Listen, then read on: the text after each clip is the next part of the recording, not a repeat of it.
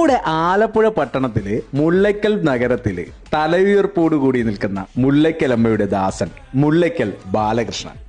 രാജൻ ഗജകേസരി ഗജരത്നം മുല്ലയ്ക്കൽ ബാലകൃഷ്ണൻ കേരളത്തിൽ ആനപിടുത്തം നിരോധിക്കും മുമ്പ് മലയാറ്റൂർ ഫോറസ്റ്റിൽ നിന്ന് ലഭിച്ച ഒരു കുഞ്ഞ് ആനക്കുട്ടിയാണ് നമ്മുടെ ഇന്നത്തെ മുല്ലയ്ക്കൽ ബാലകൃഷ്ണൻ. കോടനാട് ആനക്കളരിയിൽ നിന്ന് അഭ്യാസമെല്ലാം പഠിച്ചു നിന്ന അവനെ തൃശൂർ കിഴക്കേ വീട്ടിൽ ബാലകൃഷ്ണൻ ലേലത്തിലെടുത്തു. അങ്ങനെ അവന്റെ പേര് ബാലകൃഷ്ണൻ എന്നായി.